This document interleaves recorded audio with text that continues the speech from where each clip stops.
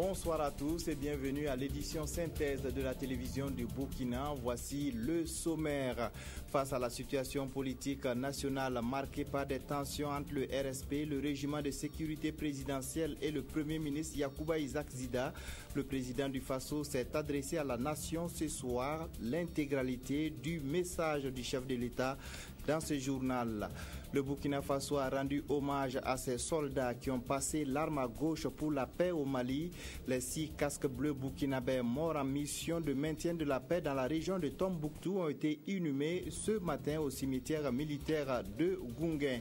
Et puis 13 morts, c'est le bilan de l'accident de la circulation survenu hier soir dans le village de Zambesco sur l'axe Ouagadougou-Koupela.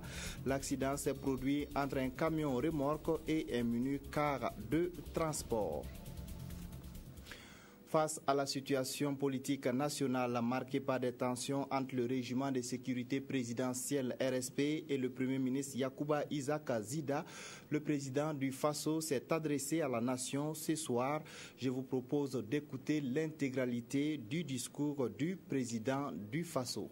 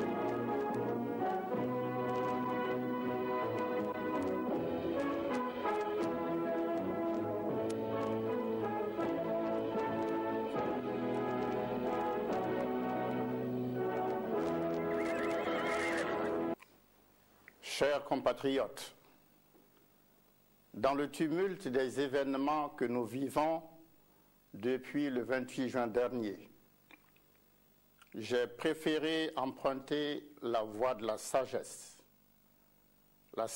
qui, en de moments de graves dangers comme ceux que nous vivons, est la meilleure conseillère. Soucieux de parvenir à un compromis dynamique, dans mes multiples concertations, j'ai écouté tout le monde, je n'ai négligé personne. Tour à tour, j'ai rencontré les représentants des autorités coutumières et religieuses, des partis politiques, des organisations de la société civile, des forces armées nationales ainsi que des personnes ressources. Tous ont reconnu le péril que courait le pays si rien n'était fait dans les meilleurs délais pour calmer la tension. Hélas, je suis au regret de le reconnaître, tous ces contacts ne m'ont pas donné la certitude que les différents protagonistes étaient prêts à accepter ce compromis dynamique qui puisse amener à l'apaisement social. Décidé à épuiser toutes les voies de recours, j'ai alors mis en place un cadre de concertation de sages, à l'instar de l'ancien collège des sages, composé de personnes ressources de grande moralité, dont le dénominateur commun est la sagesse, la probité, l'amour de la patrie. Le cadre de concertation a commencé à travailler hier. Il continue aujourd'hui de le faire et j'attends les conclusions de ces travaux dès le début de la semaine prochaine, grâce auxquelles je pourrai prendre utilement des décisions qui conviennent. D'ores et déjà, je salue les fructueux échanges que nous avons eus hier avec les sages, ainsi que les actions envisagées pour poursuivre les concertations afin de résoudre par un dialogue franc et sincère les difficultés qui se posent à la bonne marche de la transition. Une chose est claire, étant le garant de l'unité nationale, j'aurai tout fait pour que la paix soit préservée dans notre pays. J'appelle toutes les personnes responsables et de bonne volonté à en faire autant. J'en appelle au sens des responsabilités de tous, afin que dans un sursaut patriotique, nous taisions nos rancœurs, nos intérêts égoïstes, que nous transcendions nos divisions et nos incompréhensions pour ne voir que l'intérêt général aujourd'hui, c'est sauver le Burkina du désordre et du chaos. Si malgré cet appel pressant, il se trouvait des aventuriers mus par les forces du mal pour créer des troubles et le chaos, ils en répondront devant l'histoire et évidemment devant les juridictions internationales. J'ai le devoir et la ferme intention de conduire la transition jusqu'à son terme. J'entends le faire dans la tranquillité et dans la sérénité et je compte sur chacun de vous. Vive le Burkina Faso et que Dieu bénisse et protège à tout jamais notre chère patrie.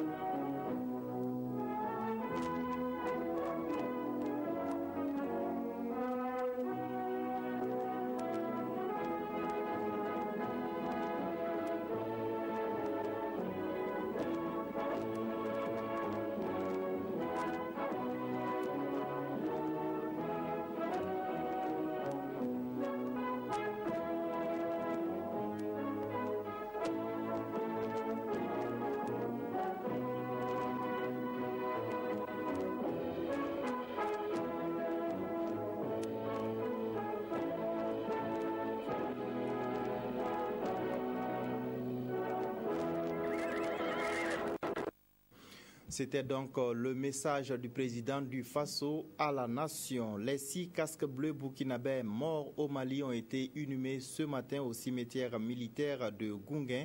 L'inhumation s'est faite en présence du président du Faso et de la haute hiérarchie militaire. Les 6 casques bleus burkinabés ont été décorés par les autorités maliennes et burkinabés. Le point avec Olopoda. Place d'armes à l'état-major de l'armée de terre. Nous sommes au camp Sangoulé-Lamizana. Ce matin sont alignés les cercueils des 6 soldats burkinabés tués au Mali. Affligés, les familles des défunts ainsi que les officiels se tiennent en face de ces cercueils recouverts du drapeau burkinabé et celui des Nations Unies. Le président du Faso s'incline sur les dépouilles mortelles. Un recueillement en silence sous l'œil attristé des frères d'armes. C'est une grande consternation, une grande affliction que la perte de ces 6 frères d'armes qui étaient partis en mission de paix au Mali. Dans le cas de l'aménagement, nous sommes consternés et ça y a beaucoup de douleur que nous vivons ces moments. Et naturellement, le départ d'un frère est toujours une épreuve et nous sommes éprouvés. L'émotion est grande. Un à un, chacun selon ses convictions, les différents aumôniers militaires recommandent ces morts au salut divin. Après les offices religieux, le cortège funèbre est en route pour le cimetière militaire de Gounguin. Un dernier hommage est ici rendu aux soldats disparus dans le théâtre des opérations de maintien de la paix au Mali. Nous encourageons et félicitons tous ceux qui sont encore restés sur place pour honorer à la fois le Burkina Faso, pour honorer à la fois le Mali, pour honorer l'Afrique et surtout cette valeur universelle qui est la recherche de la paix. Parce qu'ils sont allés justement pour assurer l'intégrité territoriale du Mali, pour assurer la paix au Mali. C'est pour ça qu'ils ont versé leur sang. Tombés sur le champ d'honneur, selon les différentes oraisons funèbres, ces disparus ont été conduits à leur dernière demeure. Le Burkina Faso a reconnu leur mérite en les décorant à titre posthume de la médaille militaire. Le Mali leur a aussi conféré la croix de la valeur militaire, la plus haute distinction militaire dans les ordres de la République du Mali. Le Burkina Faso continuera de participer aux missions de maintien de la paix à travers le monde. Cette situation est certes déplorable, mais elle ne doit pas mettre fin à la lutte contre l'extrémisme et à la recherche de la paix à travers le monde. C'est l'avis du président du Conseil national de la transition, Chérif Sy, qui s'exprime ici au micro de Olopoda. Qui vous dit que demain, ce n'est pas au Burkina que va arriver ce qui est en train de se passer au Mali? Nous sommes tous dans cette zone sous quand même la menace terroriste et la menace djihadiste. Vous connaissez l'état de nos frontières, la porosité de nos frontières. Donc il y a une criminalité à la limite aujourd'hui qui s'internationalise. Donc nous sommes appelés à aller nous défendre ailleurs. Parce que quand nous défendons la paix ailleurs, c'est que nous défendons la paix chez nous. Donc nous n'avons pas le choix, nous continuerons à envoyer sur tous les théâtres d'opération où notre expertise est demandée, sur tous les théâtres d'opération où il s'agit de défendre des valeurs universelles. Le Burkina Faso, je pense, répondra présent. L'ambassadeur des États-Unis au Burkina Faso était à la primature ce matin. Tulinabo Mouchengi et Yacouba Isaac Zida ont parlé de la situation politique nationale. Le diplomate américain a réaffirmé le soutien de son pays au gouvernement de la transition pour la réussite des élections. Il envisage des rencontres avec l'ensemble des acteurs. On écoute le diplomate américain à sa sortie d'audience. Nous sommes intéressés à savoir ce qui se passe. Comme ça, on fait des réunions avec tous les acteurs de votre société pour essayer d'apprendre un peu plus de ce qui se passe.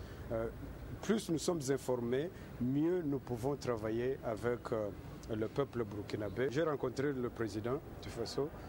Hier, j'ai vu monsieur Sy. Lundi soir, j'ai vu mon collègue français, et nous continuons à parler à tout le monde.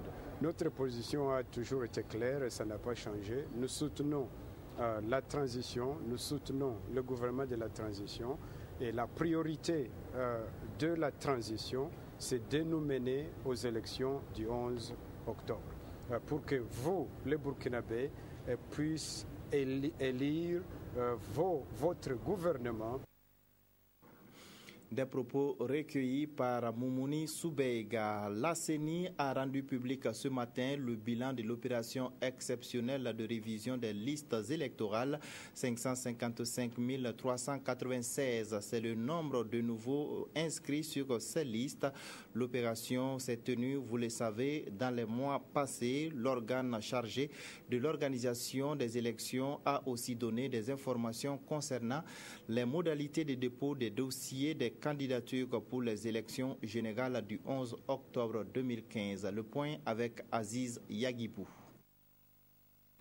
Le bilan de l'opération de révision exceptionnelle des listes électorales qui s'est déroulée du 3 mars au 18 mai dernier fait état de plus de 555 000 électeurs recensés dans 6 zones selon une division du territoire national par la CENI. Ces chiffres portent à plus de 5 542 000 le nombre total des électeurs inscrits sur le fichier électoral. Dans les prochains jours, les listes provisoires vont être affichées pour permettre aux citoyens et aux différents acteurs qui veulent formuler des réclamations de pouvoir le faire. C'est après avoir vidé les différentes réclamations et les différents recours que la liste définitive sera publiée. Entre autres difficultés à juguler pour garantir l'intégrité du fichier électoral, la reprise de l'enrôlement dans 56 nouveaux villages créés après le passage des opérateurs de kits dans les zones concernées. L'opération devrait également être reprise dans 4 autres villages où elle a été empêchée par de vives protestations de population. Du reste, la révision exceptionnelle du fichier électoral est clôturée, mais la CENI, elle, continue de recevoir et de traiter des dossiers liés aux demandes de réinscription après recouvrement des droits de vote et aux demandes de duplicata de cartes d'électeurs en cas de perte. La dernière ligne droite vers la tenue du scrutin est en train d'être amorcée avec l'ouverture du dépôt des candidatures aux législatives prévues pour le 24 juillet prochain.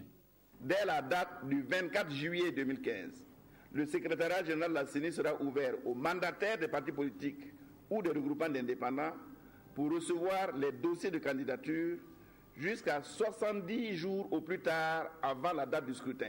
Briefés sur les règles du jeu, les partis politiques ont en réaction évoqué un certain nombre de préoccupations, dont celle relative à la confection du bulletin unique de vote. Si nous nous retrouvons par exemple avec une centaine de listes, comment allons-nous nous retrouver sur un bulletin unique?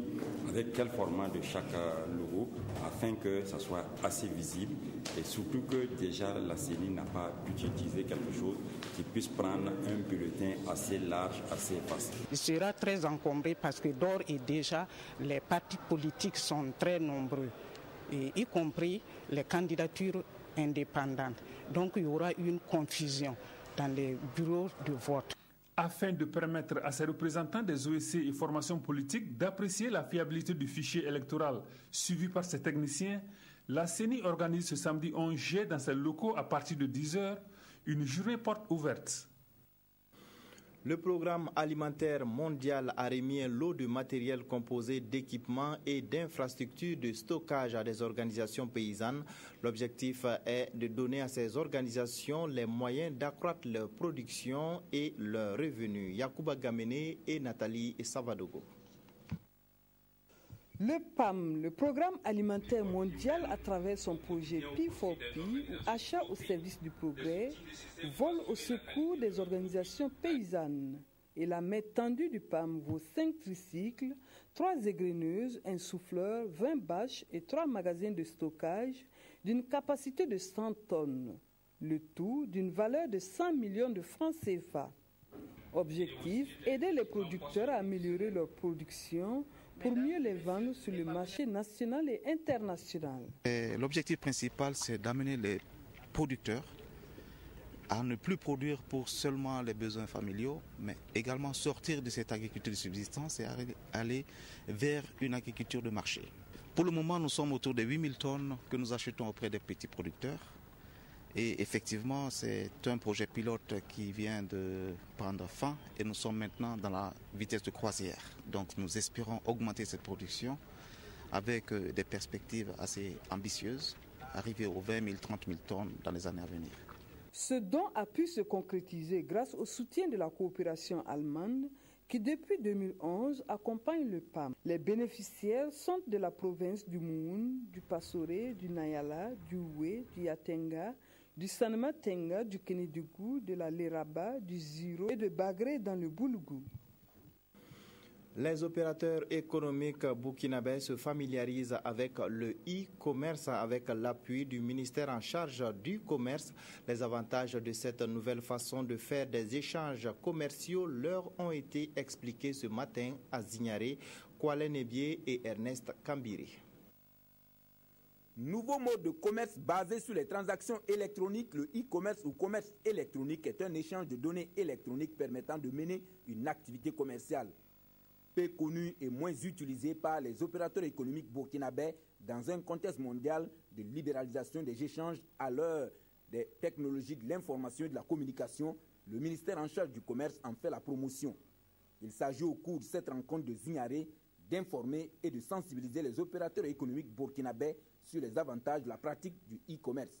Aujourd'hui, le commerce international, pour, je dirais, prendre son envol, utilise aujourd'hui ce que nous appelons le e-commerce. Mais en réalité, c'est quoi? C'est de permettre à ce que nos opérateurs puissent se familiariser avec les instruments qui sont en réalité les TIC. Donc cela permet, n'est-ce pas, de faciliter, je dirais, les différentes transactions sans avoir, n'est-ce pas, à faire, je dirais, des longs trajets, je dirais, à prendre l'argent dans des gros sacs.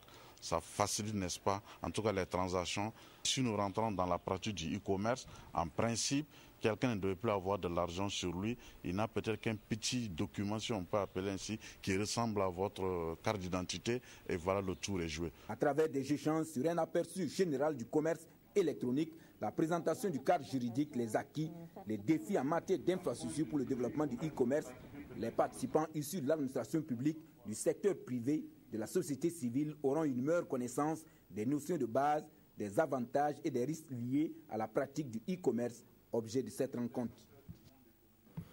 13 morts, c'est le bilan d'un accident de la circulation survenu hier soir dans le village de Zampesco sur l'axe Ouaga-Koupela. L'accident s'est produit entre un camion remorque et un car de transport en commun. Les blessés les plus graves ont été évacués à l'hôpital Yalgado de Ouagadougou. Nathalie Savadogo. Voici ce qui reste du minibus et du camion remorque entrés en collision ce jeudi 9 juillet aux environs de 18h30 à Zampesco sur la nationale numéro 4. L'accident a fait 13 morts et de nombreux blessés. On a eu 10 morts sur le champ. Il y a eu 12 qui sont évacués sur Zorgo, dont 5 blessés graves qui ont été évacués sur Ouaga. Et de Ouaga aussi, on a appris qu'il y a 3 qui sont décédés. Mais comment cela est-il arrivé? De l'avis des ressortissants de la localité présents sur les lieux, c'est une motocyclette qui serait à la base. Le motocycliste aurait amorcé un dépassement du minibus et se serait retrouvé face à la remorque qui venait en sens inverse. Ce dernier n'a pas pu l'éviter. Et la suite de l'événement, c'est ce drame routier. Au total, il y a 12 patients que nous avons enregistrés au CMA ici. Parmi eux, il y avait 7 qui présentaient des blessures graves qui ont nécessité une évacuation sur Yalgado. Le reste là, c'est des blessures légères. Beaucoup ont été libérés ce matin. À notre niveau, il ne reste que 2 malades. En l'espace de 3 jours, c'est le deuxième accident mortel qui est enregistré sur cette nationale numéro 4. Mais de l'avis des spécialistes, ces drames de la route peuvent être évités et dans le cas contraire, leurs conséquences amoindries si les transporteurs évitaient de tels comportements caractérisés par la surcharge aussi bien des passagers que du matériel transporté. Voilà qui met fin à cette édition. Merci de l'avoir suivi. Bonne suite des programmes.